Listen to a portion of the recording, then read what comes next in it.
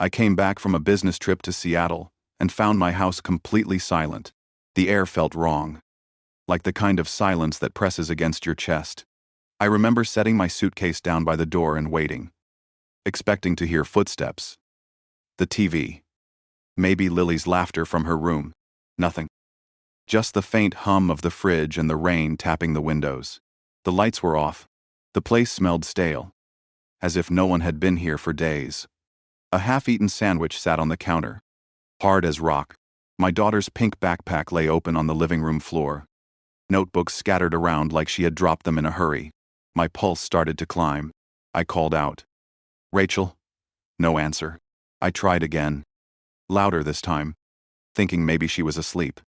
Maybe they'd just gone out for groceries. But every corner of that house looked abandoned. I checked the bedroom.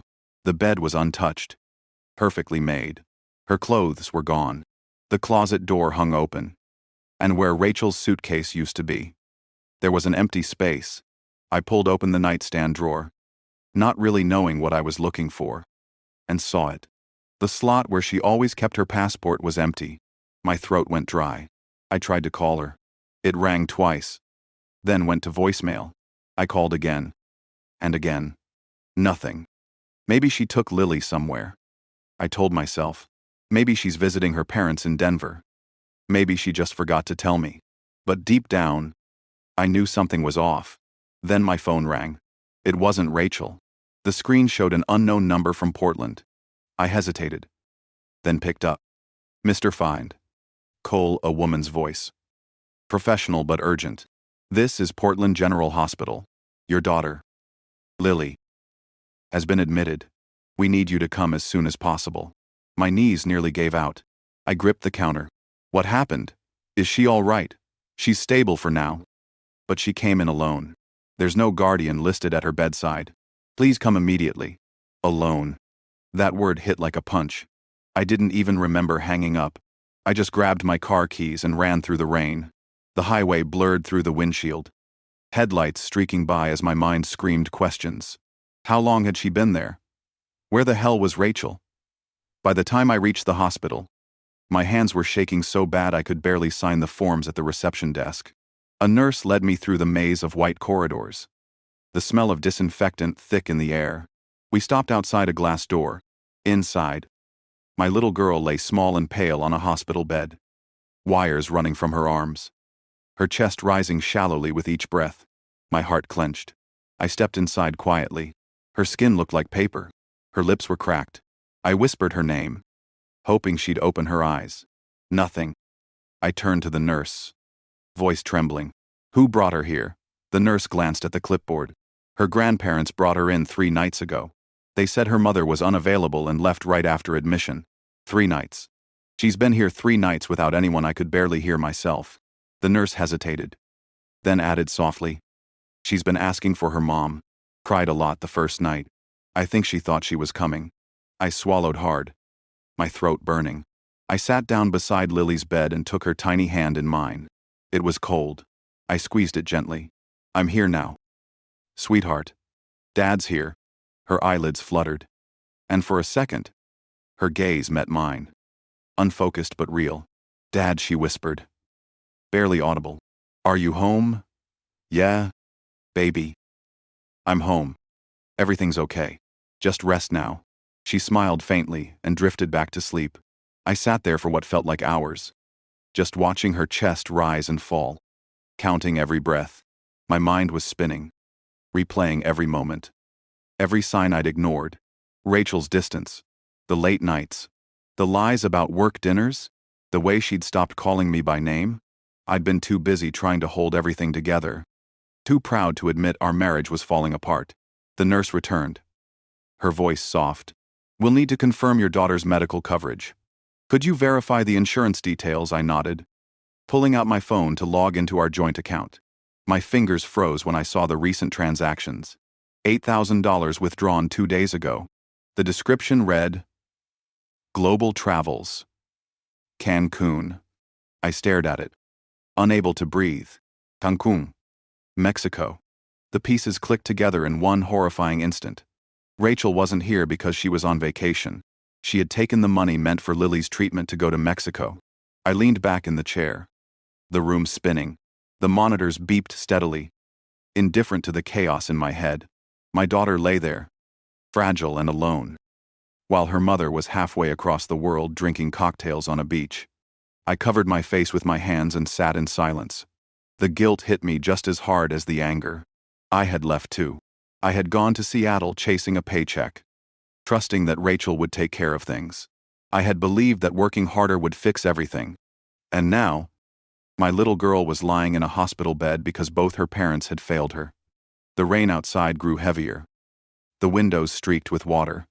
Somewhere down the hall, a heart monitor beeped faster, then slower. The nurse's footsteps echoed.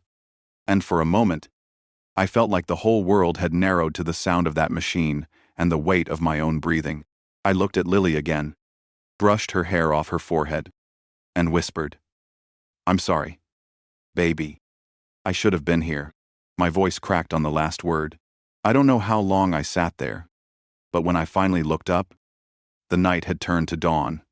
The rain had stopped, but the silence inside that hospital room felt heavier than ever. The morning light crept through the blinds, washing the hospital room in a dull gray glow. I hadn't slept.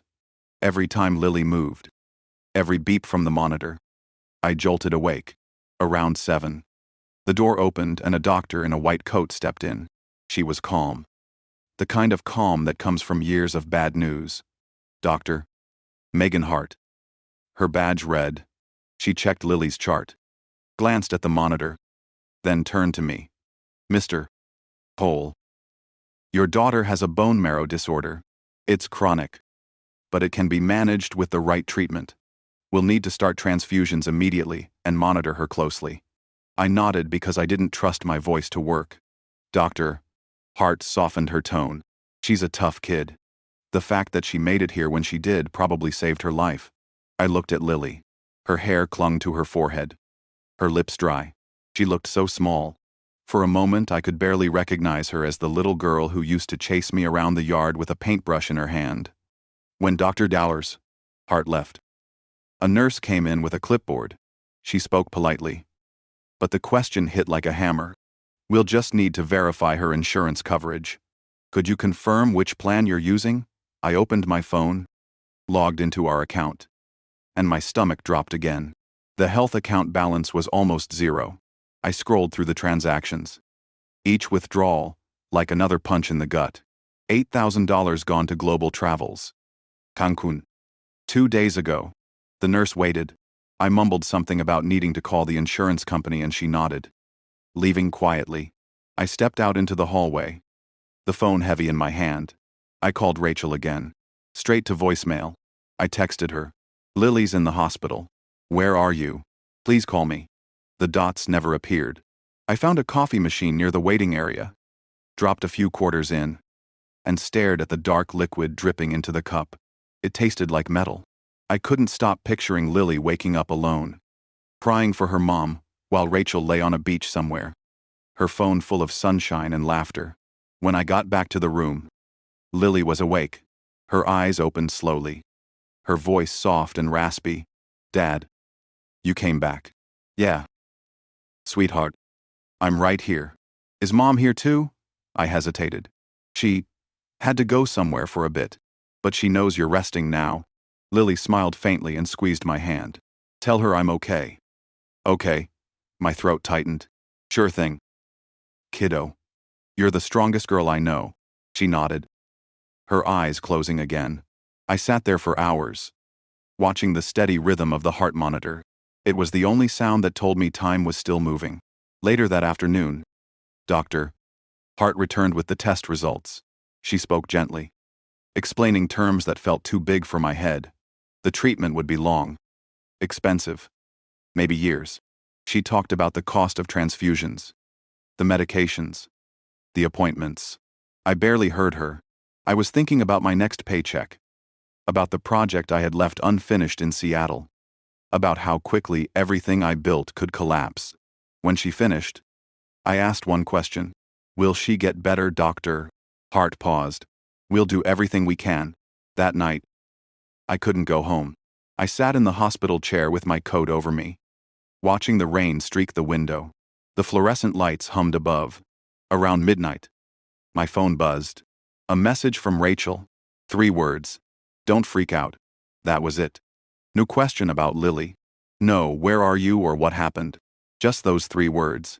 I typed back. Lily's in the hospital. She's sick. Rachel. Really sick. Then I stared at the screen. Waiting. Nothing came. I don't know how long I sat like that. But at some point, I fell asleep in the chair. When I woke up, the nurse was adjusting Lily's IV. My back ached. My throat was dry. Doctor. Hart stopped by again. She told me the next transfusion was scheduled for noon. That they'd keep her for at least a week. I nodded. Thanked her. And asked if I could step out to make some calls. Outside. The air was sharp and cold. I dialed Rachel's parents in Denver. Her mother picked up. Helen. It's Ethan. Did you hear from Rachel? A long pause. She's fine. Ethan. She needed a break. You know how things have been between you two. Lily's in the hospital. She's been here 3 days. Alone. Another pause. Her tone didn't change. Then she's with you now. Isn't she? That's what matters. I couldn't believe what I was hearing. Did they even care, Helen? She's a child. Your granddaughter was lying here alone, calling for her mom. Her voice sharpened. Don't call us to blame anyone. Ethan. You're her father. Handle it. And she hung up. I stood outside the hospital entrance. The phone still against my ear. The rain starting again. For a second. I thought about throwing it. Just to hear something break. But I didn't. I went back inside. Back to my daughter. When I opened the door, Lily was sitting up, drawing on a piece of paper the nurse had given her. It was a small house. A lake. 2 stick figures holding hands. She looked up and smiled. Look. Dad. It's us. It's beautiful. Sweetheart. Where's Mom? She hesitated. Then added another stick figure standing a little farther away. She's coming back soon. Right, I forced a smile. Yeah. She'll come back. But inside. Something cracked. I realized I couldn't wait anymore. Couldn't keep pretending everything was fine. The woman I thought I knew had vanished. And I was left here trying to glue together what was left of our family. When Lily fell asleep again, I stepped into the hallway and leaned against the cold wall. My hands trembled as I opened my email and searched for the company login. I needed to talk to HR. To the insurance rep. To anyone who could tell me what the hell happened with that money. But what I really needed, more than answers or money, was my wife to walk through that door and tell me I wasn't alone in this. That we were still a family. The hallway lights flickered. Somewhere down the corridor, a nurse laughed quietly. The sound felt foreign. Out of place in a building full of pain. I looked through the small window at my daughter's room. At her tiny hand resting on the blanket. And I made a silent promise. No matter what it takes. I won't let her be alone again. I turned off my phone, pocketed it, and went back inside. The rain outside was still falling. Soft and steady. Like the world was whispering that nothing would ever be the same again. The days in the hospital started to blur together. Every morning looking the same as the one before. The beeping. The smell of antiseptic. The nurses moving like ghosts. Somewhere between the sleepless nights and the endless worry. My mind began drifting back to when things were normal. When we were still a family that laughed at dinner and worried about nothing more serious than burnt toast. 2 years earlier. Life had felt steady. Rachel worked part-time as an accountant for a local furniture store. And I was already with Northbridge Developments. Pulling long hours on bridge designs but making enough to keep us comfortable. We had bought a small house in Lakewood. Near a park and a lake where Lily loved to feed the ducks. I used to come home late. Exhausted but happy. And find them sitting on the couch watching cartoons. Lily's drawings taped all over the walls. She was always painting something. Usually lakes and mountains. One night she handed me a crayon drawing of the 3 of us holding hands under the sun. I remember telling her, "That's beautiful. Sweetheart." She said, "It's our house. Dad. The one that never changes." I didn't realize at the time how much I would hold on to that line. Back then, Rachel still smiled. She still reached for my hand sometimes while we walked through the grocery store. But slowly, the warmth began to fade. After Lily's first hospital stay, when we got the initial diagnosis, the bills hit us like a truck. I took every extra project I could, sometimes working until midnight. I told myself it was for them. But Rachel saw it differently. One night she stood in the kitchen, arms crossed, while I typed on my laptop. "Do you ever stop working?" "Ethan," she asked. I looked up. Tired. "Someone has to pay the bills." "Rach." Her face tightened. "Yeah. Well, someone also has to live in this house." Then she walked away. I didn't follow her. I told myself she just needed time, that all marriages had rough spots. But the silence between us stretched longer each week. Around that time, she joined a gym near downtown. She said it helped her clear her head. I thought it was a good thing. She came home more relaxed. Or so I believed. But soon she started staying later, sometimes grabbing a drink with her new workout group. I'd come home to find Lily half asleep on the couch. Dinner cold. "Rachel, not back yet?" When I asked, she'd shrug. "You work late too." One Saturday afternoon, Lily was coloring at the dining table when Rachel came in dressed in new workout clothes I hadn't seen before. Lily looked up and said, "Wow, Mom. You look fancy." Rachel smiled and kissed her on the head. "Just trying to stay healthy, baby." She barely looked at me. I noticed the perfume next. It wasn't the one she used to wear. It was stronger, sharper. I mentioned it once, jokingly, and she said a coworker recommended it. But later I found the same scent in a men's version when I stopped by the gym to surprise her. The front desk told me she had already left. That was the first time I felt the unease settle deep in my gut. At home that night, she was sitting on the couch, scrolling through her phone, smiling at something. I asked who she was talking to. "Just Laura from the gym," she said, setting her phone down too fast. Laura was real, but I doubted that was who made her smile like that. Lily noticed everything, even though she never said much. Kids always do. One evening while I tucked her in, she whispered, "Dad, why does Mom look sad lately?" I hesitated, brushing her hair back. "She's just tired." "Sweetheart, adults get tired sometimes." She looked up at me, serious in a way no 8-year-old should be. "Maybe you should make her pancakes. That always makes me happy." I smiled, but it hurt. The months that followed were a slow unraveling. Rachel and I barely talked except about Lily's medications or bills.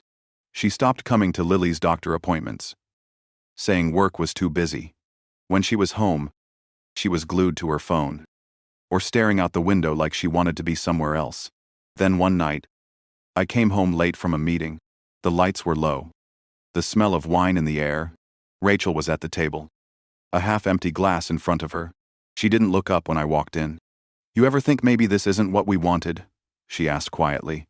I dropped my briefcase, unsure how to answer. "What do you mean? This?" She gestured at the room. The walls, the bills stacked on the counter, the same damn routine every day. "You work. I manage things here. We barely see each other. I feel like I'm disappearing." "Ethan." I tried to reach for her hand. "You're not disappearing. We're just going through a rough patch. Things will calm down once the new project is done." She pulled her hand away. "You've been saying that for years." That night she slept on the couch. The next morning she was gone before Lily woke up. I started to notice her spending more time at the gym. New clothes. New haircut. I asked her about it. Tried to make conversation. But she always answered in short, clipped sentences. She had become someone I didn't recognize. One afternoon, I left work early, hoping to surprise her with dinner. As I passed the coffee shop near the gym, I saw her sitting by the window. She wasn't alone. A man sat across from her. Tall. Tanned. Laughing about something, she said. I recognized him from the gym. The trainer. Chris Allen. My first instinct was to walk in. But I didn't. I stood there, watching from the car like a coward. She leaned forward, touched his arm, and laughed again. Then she looked out the window. And for a split second, her eyes met mine. She froze, then quickly looked away. I drove off before she could come outside. That night, She didn't mention it. And neither did I. But something had broken completely. Every word after that felt staged. Every glance filled with quiet blame. A week later, Lily drew another picture for me. It was of 3 people again. But this time the one in the middle was smaller and stood apart from the others. She handed it to me with a sad smile. "It's us. Dad. You and Mom are fighting." "Right," I forced a laugh. "No. Honey. We're just stressed." She tilted her head. "You should fix it. Families are supposed to stay together." I nodded, not trusting myself to speak. After she fell asleep, I sat in the living room staring at that drawing. The stick figures looked harmless. Happy even. But something about the way Lily had separated them made my chest ache. Outside, the street was quiet. Rachel hadn't come home yet. I didn't bother calling. I knew she wouldn't answer. That was the night I realized I was losing her. Not because of another man. Not even because of money or work. I was losing her because she had already decided to walk away long before I saw it happening. And no matter how much I wanted to fix it, some things can't be rebuilt once the cracks run too deep. The morning I got the call from my boss about the Seattle project. I remember sitting at the kitchen table, watching the coffee pot drip. Rachel was at the sink, scrolling through her phone. We hadn't said more than a few words to each other in days. The silence between us had turned into a language of its own. My boss, Mark Benson, didn't waste time with small talk. He said the company had just secured a massive infrastructure deal in Seattle. Something that could redefine Northbridge's portfolio. "We want you to lead the design team. Ethan, it's a 2-week commitment on site. Maybe longer, if the first phase goes well. There's a big bonus attached. And a possible promotion." I hesitated. 2 weeks. I thought about Lily's next checkup. The stack of medical bills on the counter. Mark must have sensed it because he added, "I know your situation at home, but this is the kind of job that could set you up for years. Don't let it pass you by." When I hung up, Rachel was still looking at her phone. I told her about the offer. She didn't even turn around. "That's good," she said flatly. "You should go." I waited for something more. Some sign of interest or support. But there was nothing. "You sure you'll be okay with Lily?" I asked. She finally looked up. Eyes dull. "I've been okay this whole time." "Haven't I?" I nodded, pretending to accept it. But something inside me twisted.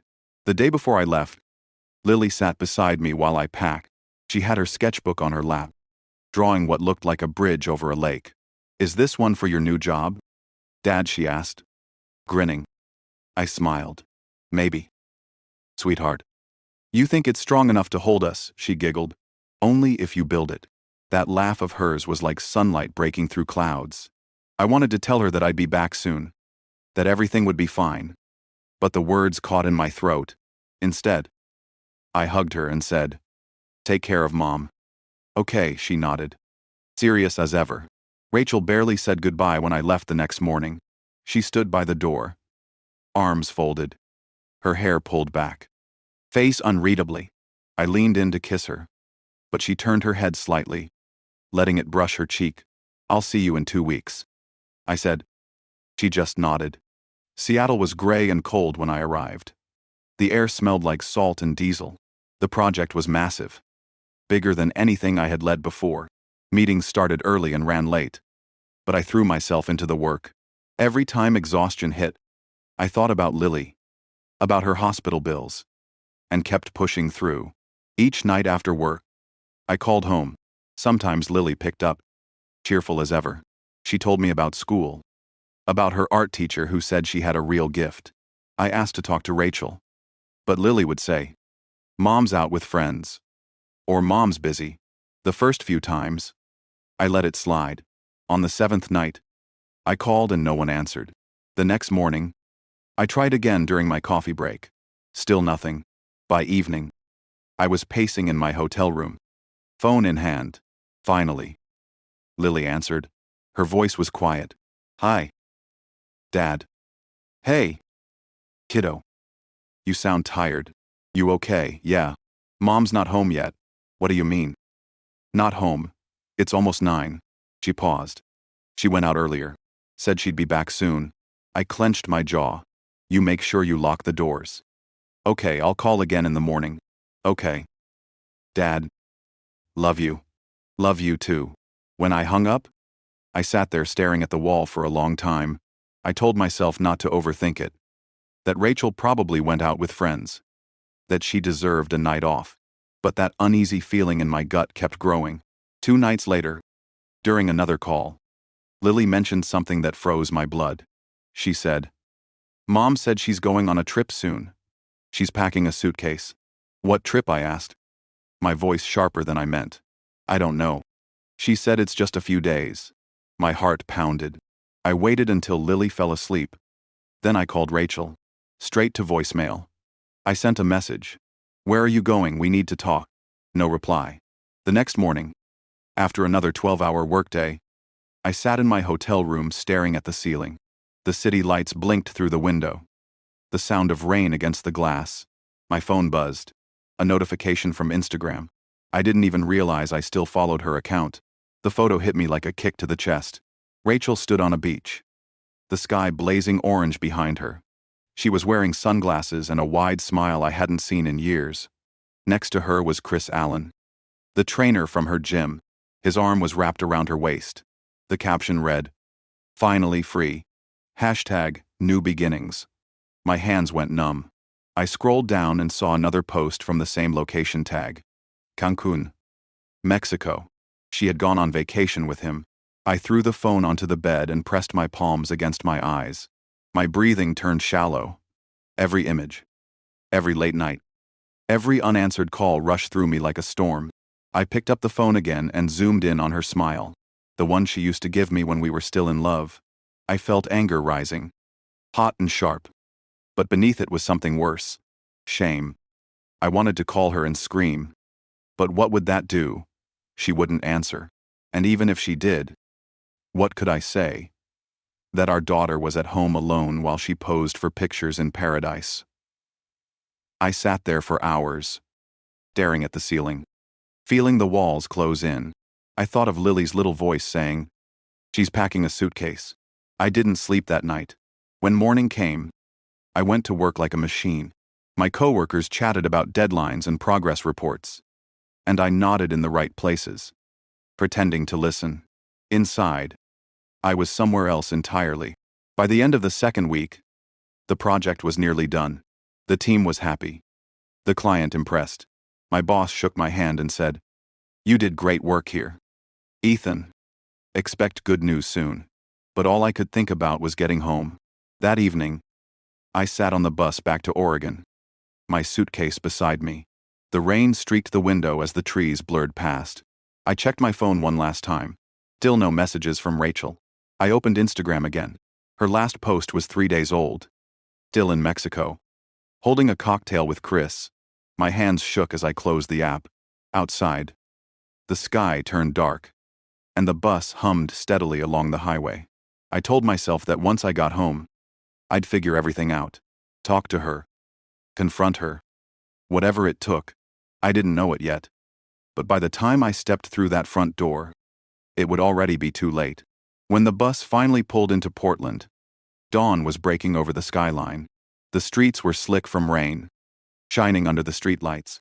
I was running on nothing but adrenaline and cheap coffee. My thoughts tangled in a mess of dread and denial. The closer I got to home, the tighter my chest felt. I pulled into our neighborhood just as the sun started to rise. The house looked the same from the outside. Quiet and still. The curtains drawn. But something felt wrong. Too still. I unlocked the door, expecting to hear Lily's voice or the faint hum of the TV. But the silence that greeted me was absolute. The air inside was stale, heavy, like no one had been here for days. I dropped my suitcase and walked through each room. The living room was spotless. No toys on the floor. No half-finished drawings on the table. The kitchen counters were bare except for a few empty water bottles. When I opened the fridge, the light flickered weakly. There was almost nothing inside. Just a half-eaten yogurt, a jar of pickles, and an old carton of milk. Lily's room stopped me cold. The bed was neatly made, her blankets folded at the foot. Her favorite stuffed bear sat perfectly upright on the pillow. It looked staged. not lived in. I called out her name once. Twice. My voice echoing down the hallway. Nothing. My stomach sank. I grabbed my phone and dialed Rachel. Straight to voicemail. I called again. Then again. Each time more desperate. I texted her, asking where she and Lily were, telling her to call me back right now. The screen stayed dark. For a second, I thought maybe they went to her parents' place in Denver. But then I remembered the hospital bills on the counter. The way Rachel had been withdrawing money. Something wasn't right. I sat on the couch, rubbing my temples, trying to think. Then my phone buzzed in my hand. An unknown number. I answered immediately. Mr. Cole. This is Nurse Williams from Portland General Hospital. Your daughter Lily is here. We need you to come sign some papers. The words didn't register right away. I heard myself say, "What do you mean she's there? Who brought her?" The nurse hesitated. She was admitted 3 days ago. She's stable now. But she came in alone. Alone. My head started spinning. I didn't even remember hanging up. 1 second I was in the living room. The next I was in my truck, speeding down the wet highway. Tires slicing through puddles. The hospital lobby smelled like antiseptic and coffee. I practically ran to the front desk, blurting out Lily's name. The nurse behind the counter nodded, recognizing me. She guided me through the maze of hallways until we stopped outside a small room. She's resting now, the nurse said softly. Through the glass, I saw her. My little girl lay there surrounded by wires and monitors, her skin pale against the white sheets. My chest tightened. I pushed the door open and stepped inside. Her eyes were closed, but her chest rose and fell slowly. I sat beside her and took her hand. It was cold. I squeezed it gently. Her eyelids fluttered open. And when she saw me, her lips trembled into a small smile. Dad. You're home. Yeah. Baby. I'm right here. She tried to sit up, but I told her to rest. I brushed her hair back, trying to hide the panic in my face. Where's Mom? She asked. I froze. I wanted to tell her the truth, but the words wouldn't come out. She's busy. Sweetheart. She'll come soon. Lily nodded faintly, eyes already drooping shut again. She didn't notice the way my hands were shaking. A few minutes later, Nurse Williams came back in. She explained that Lily had fainted at school from severe anemia. The teachers couldn't reach us, so they called the emergency contact listed on file. Rachel's parents. They brought Lily in, signed her in under my name, then left the next day. Left her alone. I gripped the side of the bed so hard my knuckles turned white. The nurse kept talking, saying something about blood counts and transfusions, but I barely heard her. All I could think about was my little girl lying here while her mother was in another country posting photos with some other man. I spent the rest of the day sitting beside Lily's bed. I didn't eat, didn't sleep. I just watched her, memorizing the rhythm of her breathing. Around midnight, when the nurses dimmed the lights, I pulled out my phone again and searched for Rachel's number. Still nothing. I checked her Instagram. The newest photo showed her on a yacht, drink in hand, the ocean stretching out behind her. The caption said, "Finally living." I almost threw the phone across the room. Instead, I stood up and walked out into the hallway, the anger boiling up inside me like a storm. I called her parents. Helen answered on the third ring. "Where is she?" I demanded. Helen's voice was calm. Too calm. She needed a break. "Ethan. She's been through a lot." "A break," I said, my voice cracking. "Your granddaughter is in the hospital. She's been here 3 days alone." Helen said, "We did what we could. We brought her there." "Didn't we? That's more than most would do." I felt my heart pounding in my ears. "You left her alone." "Helen. She's 10 years old." Before I could say more, she hung up. I stood there staring at my phone, my hand shaking. When I went back into the room, Lily stirred. Her eyes fluttered open, sleepy and confused. "Dad. Did you find Mom?" I swallowed the lump in my throat. "Not yet. Honey. But don't worry. I'm not going anywhere." She smiled weakly and reached for my hand. I sat back down and stayed there until she drifted off again. Later, I watched the rain start up outside the window. The city lights blurred into streaks of gold and white. I thought about the past few months, about how blind I'd been, about every sign I'd ignored. Rachel had checked out of this family long before she ever got on that plane. When the nurse came in to check Lily's vitals, I asked quietly, "Will she be okay?" She looked at me, her eyes kind but tired. "She's stable, but she needs care. Regular treatment. Close attention. It's going to be a long road." I nodded. Even though the words barely sank in, I couldn't look away from my daughter's face. I kept thinking about how small she looked in that bed, how unfair it all was. And in that moment, something inside me hardened. I didn't know how or when, but I made a silent promise. I'd take care of Lily, no matter what it took. And as for Rachel, she'd made her choice, but she would have to live with it. The hospital became my second home. I started every morning with the same routine, stopping by the coffee machine downstairs, grabbing a bitter cup I barely tasted, and walking straight to Lily's room before work. Her color was slowly returning, but her body was still fragile. Every time she smiled, I pretended not to notice the dark circles under her eyes. "Doctor." Hart met me one afternoon with a folder in her hands. She spoke carefully, like someone stepping around broken glass. "Lily's responding to treatment," she said, "but will need consistent care, regular transfusions, and a medication plan." I asked her how much it would cost. She gave me a number that made my stomach drop. I spent the next few days working double shifts, taking remote calls from the hospital cafeteria, sketching bridge drafts between nurse check-ins. My boss called once to congratulate me on the Seattle project. The bonus would come through soon, he said. I thanked him, trying to keep my voice steady, pretending everything was fine. Every night, I'd sit next to Lily until she fell asleep, sometimes holding her hand, sometimes reading from one of her picture books. She'd ask about Mom, and I'd give the same answer every time. "She's just away for a little bit, sweetheart." On the fourth night, she looked at me with those big brown eyes and said softly, "I think Mom doesn't like being home anymore." I didn't know what to say. I just brushed her hair back and whispered, "You don't ever have to worry about that." The next week, Lily was strong enough to be moved to a regular room. The nurses called it progress. I called it a miracle. I promised her that once she was out, we'd do something special. She wanted to go to the lake. She said she wanted to paint it.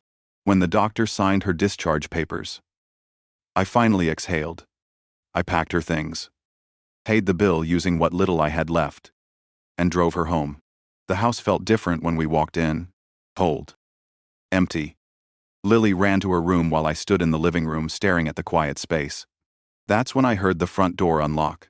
The sound was sharp, unexpected. I turned around, and there she was, Rachel. She stood in the doorway holding a small suitcase. Her hair curled, her skin bronzed from the sun.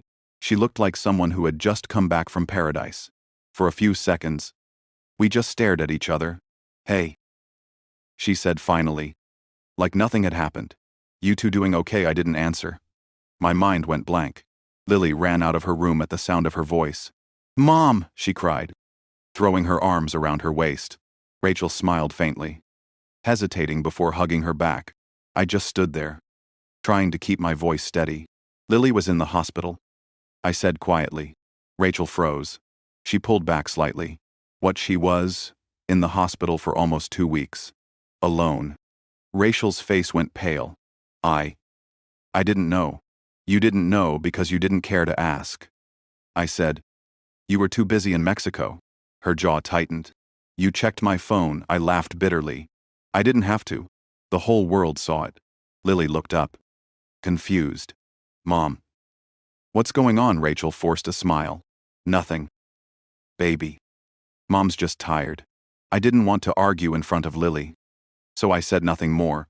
Rachel went to her room, dragging her suitcase behind her. I could smell the perfume, the kind that didn't belong in this house anymore. That night, after Lily went to bed, Rachel came into the living room. She poured herself a glass of wine and leaned against the counter. I could feel her eyes on me. "You don't understand, Ethan," she said finally. "I needed to get away. I was drowning here. The bills, the hospital, the silence. I couldn't breathe. I turned toward her, my voice calm but shaking. "So you ran away to another man?" She flinched. It wasn't like that. It was exactly like that. She slammed the glass down. Wine splashing onto the counter. "Don't talk to me like I'm some kind of monster. You think working yourself to death made you a good husband? You weren't here either." I took a step closer. "I was trying to save our family." She laughed coldly. "Maybe that's what you told yourself." We stood there in silence, the air thick with everything that had gone unsaid for years. Finally, she turned away. "I'm going to bed." I stayed up on the couch, staring at the dark ceiling. Every sound in the house felt foreign now, like it belonged to a life I no longer recognized. The next morning, I made breakfast for Lily. She chatted happily about her new painting, pretending not to notice the tension between us. Rachel came out dressed for work, hair perfect, phone in hand. She barely looked at me as she grabbed her coffee. "Going somewhere?" I asked. She sighed. "I have a meeting." I didn't reply. She left without saying goodbye. Over the next few days, we became strangers living under the same roof. She came and went without explanation. Lily tried to keep the peace, but I could see the confusion in her eyes. She stopped asking about Mom after a while. Then, one evening, as I was tucking Lily into bed, Rachel appeared in the doorway. Her voice was cool. "We need to talk." I followed her to the living room. She crossed her arms. "I can't live like this anymore. Ethan, this house feels like a graveyard." I stared at her. "What about Lily?" She looked away. "You'll take care of her. You always do." It took me a second to process what she meant. "You're leaving." Her silence was the answer. I didn't yell. I didn't beg. I just nodded. 2 days later, she packed her things again. No tearful goodbye. No explanation. Just silence and the sound of her car starting. Lily didn't even see her go. When I came back inside, I stood in the middle of the living room and felt the weight of it all settle in. The marriage was over. The trust. The love. The plans we built, it was all gone. But when I walked into Lily's room, she was asleep, clutching her stuffed bear, her drawings taped to the wall. And I knew that even if Rachel had walked away, I still had something worth fighting for. That night, I sat by Lily's bed, listening to her steady breathing, and made a quiet promise to myself. I wouldn't let her down again. Whatever came next, it would just be the two of us. After Rachel left, the house felt like it had been hollowed out. Every corner held echoes of a life that didn't exist anymore. The couch where we used to watch movies. The kitchen where she used to hum while cooking. Even the smell of her perfume that lingered in the hall. All of it felt like a ghost that wouldn't leave. But I didn't have time to sit in the wreckage. Lily needed me. And that became the only thing that mattered. The first few weeks were hard. She would ask about her mom less and less. But when she did, her voice always carried that quiet hope only a child could have. I didn't know how to tell her that hope was a dead thing now. So I kept saying maybe someday. And she kept believing me. Work became my anchor. Northbridge promoted me after the Seattle project. And the raise helped cover most of Lily's treatments. My boss offered his condolences when he heard about Rachel leaving. Said something about how kids bounce back faster than we think. I nodded and smiled. Even though I knew kids don't bounce back from everything, some things they just learn to carry quietly. We moved out of the old house 2 months later. I couldn't stay there anymore. Every room felt like a reminder. I sold it and bought a small place in Lake Oswego, near the water. It wasn't big, but it was peaceful. The view of the lake from the living room window made the mornings bearable. Lily loved it the first time we visited. She ran to the shore, arms spread, laughing like she hadn't in months. "Dad, it's just like my drawings," she said, spinning in circles. I hadn't seen her that happy in a long time. She started painting again, sitting by the lake with her sketch pad while I worked on my laptop at a picnic table nearby. I'd look up every now and then just to watch her. The way she focused, the way she smiled at her own work, it was the closest thing to peace I'd felt in years. The doctors said her condition was stable for now. We followed every instruction, every treatment plan. I kept track of every medication like it was my second job. I stopped going out, stopped talking to anyone who wasn't a doctor, a teacher, or my boss. My life narrowed down to two things: work and Lily. And I was fine with that. One night, she came into my room holding a small notebook. I couldn't sleep. "Dad," she said. I asked what she had there, and she grinned. "It's our happiness list. Every time we do something that makes us happy, we write it down." She opened it, and I read the first few pages. Plant flowers, watch fireworks, paint the lake, eat pancakes for dinner. It was simple, pure, and somehow heavier than anything I'd ever written in my life. I hugged her tight. "That's a great idea, sweetheart. We'll fill that book together." And we did. We planted daisies in the front yard that spring. We went to the lake every weekend. We had pancake dinners on Wednesdays. For a while, it felt like we'd built a new kind of normal. Smaller but solid. The years slipped by quietly. Lily grew into a teenager. Still thin and fragile but radiant. She was 14 when her doctor told me the truth I'd been dreading. Her condition was worsening. The treatments were slowing it, but not stopping it. He said we should prepare for the possibility that time was shorter than we hoped.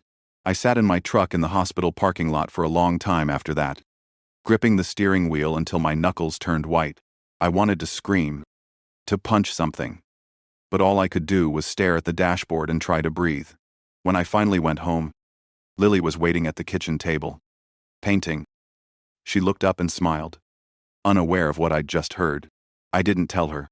I couldn't. Instead, I asked about her painting. It was the lake again, this time in autumn. Orange leaves floating on the surface. She pointed at the sky in the picture and said, "I made it brighter this time. You said once that light makes everything better." That night, when she went to bed, I sat in the living room with her notebook open. Our happiness list. We had filled half the pages, but there were still so many blank ones left. I made it my mission to fill them all. We went to the state fair that summer. She wanted to ride the Ferris wheel even though she got dizzy easily. She insisted anyway. At the top, she looked out over the fairgrounds, her eyes wide. "Dad, this is what forever feels like." I smiled, though my heart broke quietly behind it. By the time she turned 15, her illness had started to show again. She got tired faster, her hands trembling when she painted, but she never complained.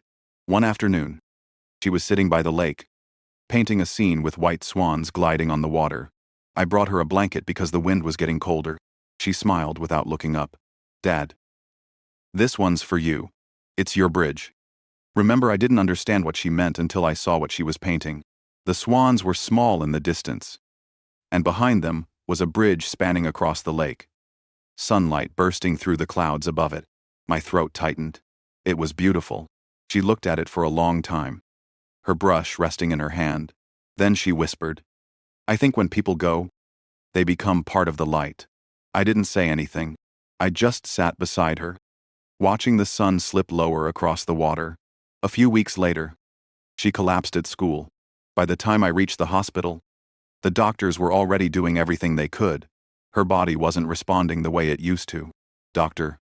Hart pulled me aside, her face solemn. "We're running out of options," she said. "It could be days, maybe hours." I felt like the ground disappeared beneath me. I went into her room and saw her lying there, her chest rising faintly. I took her hand and whispered, "I'm here.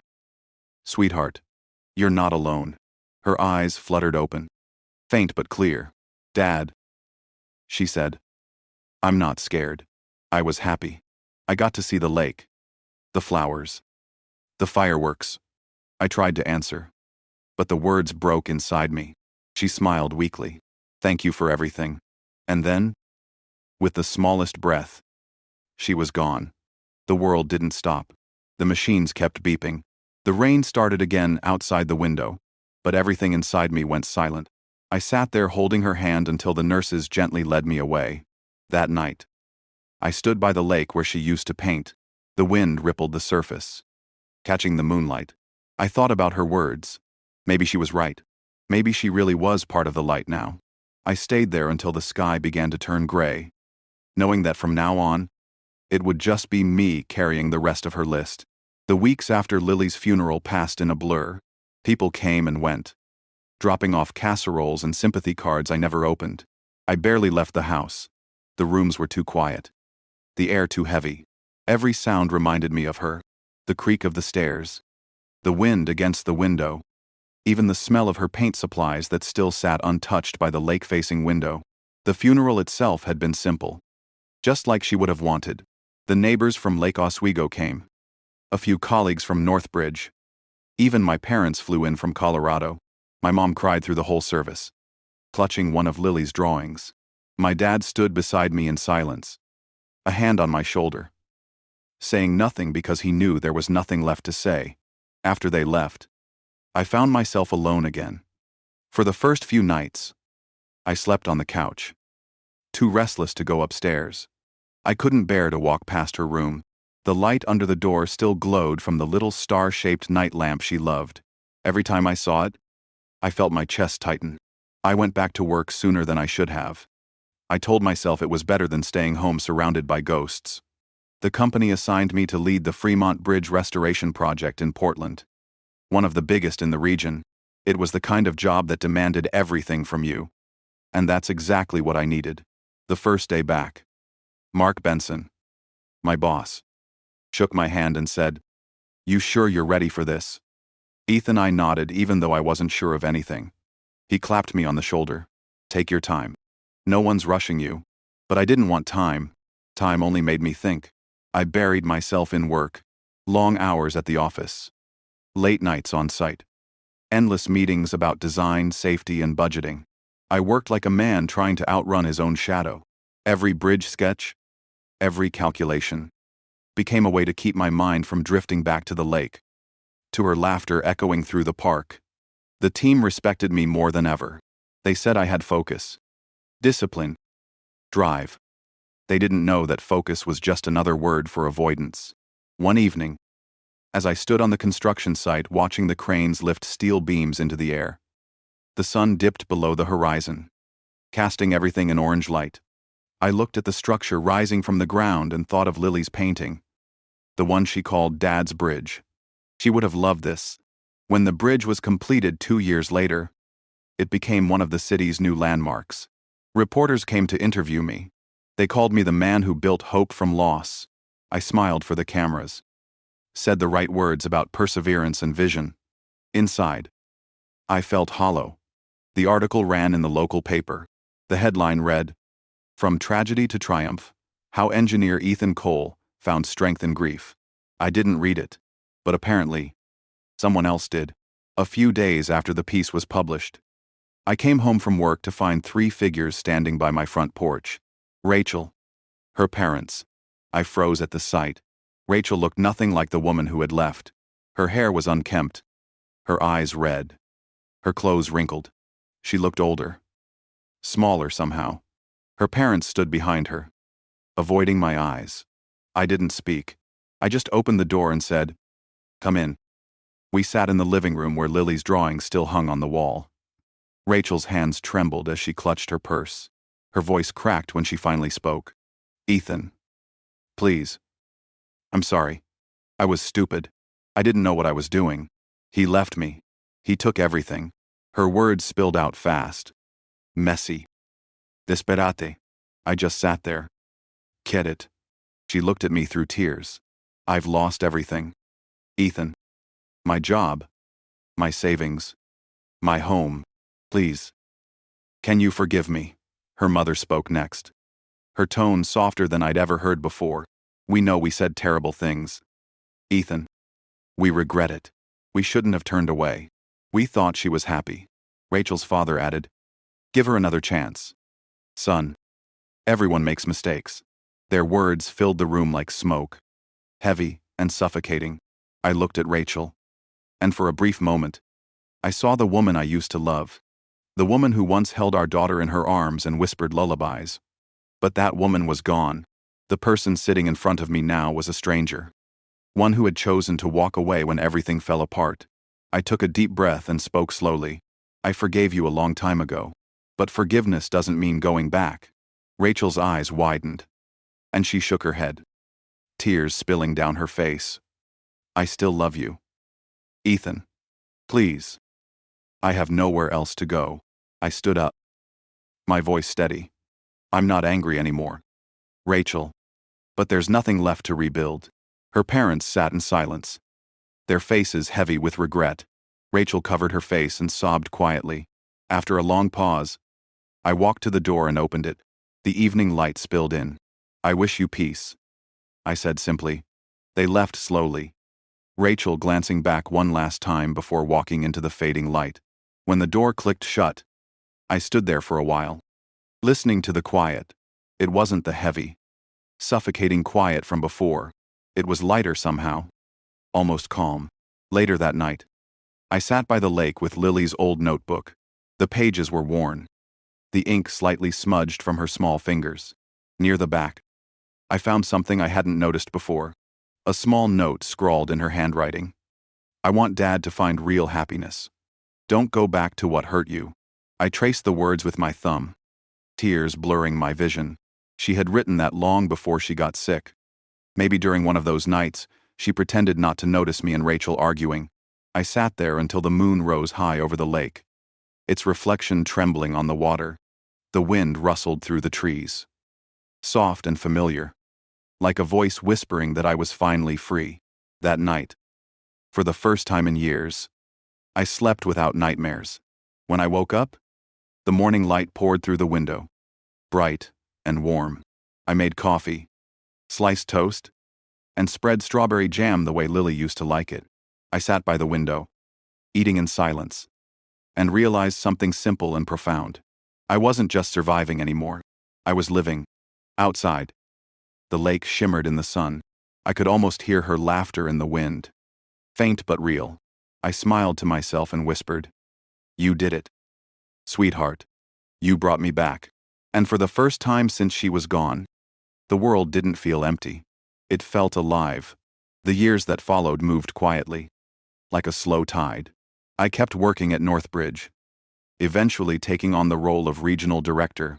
People liked to call me resilient, said I was proof that hard work could rebuild anything. I let them believe that, even though I knew the truth. I hadn't rebuilt what was broken. I had simply learned how to live around the pieces. My days were simple. I woke early, brewed coffee, and walked down to the lake before work. The mornings there were still, the air cool and clean, the surface of the water mirroring the sky. I always stopped by the tree where Lily used to sit and paint. Sometimes, I'd find one of her old brushes half buried in the dirt, left behind from those long afternoons together. I'd pick it up, dust it off, and set it on the rock nearby like a small tribute. I kept the house tidy, quiet. Her paintings still hung on the walls. I never took them down. Not because I couldn't move on, but because they reminded me that love didn't have to disappear when someone did. It could stay, soft and steady, shaping who you became. Every now and then, I'd get letters from parents who'd read the article about the bridge. They wrote about their own losses, their own battles with illness or grief. Some sent photos of their children holding drawings, saying they were inspired by Lily's story. I didn't know how to respond to most of them. I wasn't a man of words. I just wrote back a short line each time. "Keep going. You're stronger than you think." One afternoon, I was invited to speak at a fundraiser for a children's hospital.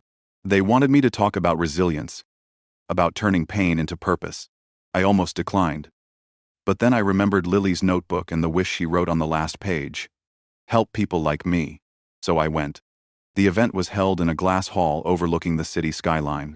The audience was full of parents, doctors, nurses, and a few kids in wheelchairs wearing bright smiles that cut through the room like sunlight. When I took the stage, I didn't use notes. I just spoke from the place that still ached inside me.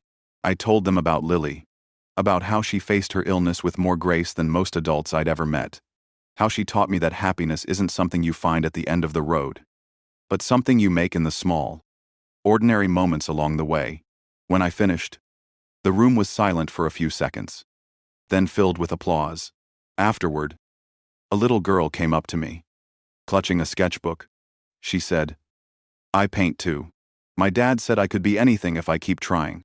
I smiled and told her she was already everything she needed to be.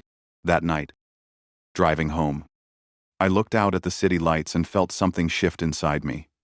For the first time, the weight of the past didn't feel like a burden. It felt like a map. Every loss, every mistake, every quiet morning by the lake had led me here. Not long after, I started volunteering at the same hospital where Lily was treated. I didn't tell anyone who I was or why I was there. I just showed up once a week to read to the kids or fix things around the ward. Some days I helped repaint the playroom walls, bright blue and yellow, like Lily once wanted to paint our kitchen. Other days, I'd sit with parents in the waiting area, offering coffee and quiet company. One evening, a nurse recognized me and asked why I kept coming back. I told her it was because this was where I learned what strength really looked like.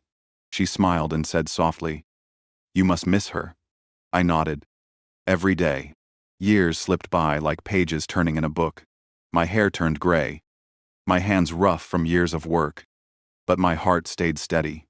I learned to smile again, to laugh without feeling guilty. I even took up painting one winter, using one of Lily's old brushes. I wasn't any good at it, but that wasn't the point. Each brush stroke felt like a conversation with her. One more memory I got to keep. Sometimes, on weekends, I'd see families at the park by the lake, fathers teaching their daughters to ride bikes, mothers chasing toddlers across the grass. I'd sit on the same bench I used to share with Lily and watch quietly, the wind carrying snippets of laughter through the air. It was a strange kind of peace, not the absence of pain, but the acceptance of it. One autumn afternoon, I stood by the lake with a small envelope in my hand. Inside was a letter I'd written to Lily. I had written it a dozen times before but never sent it anywhere. This time, I didn't need to.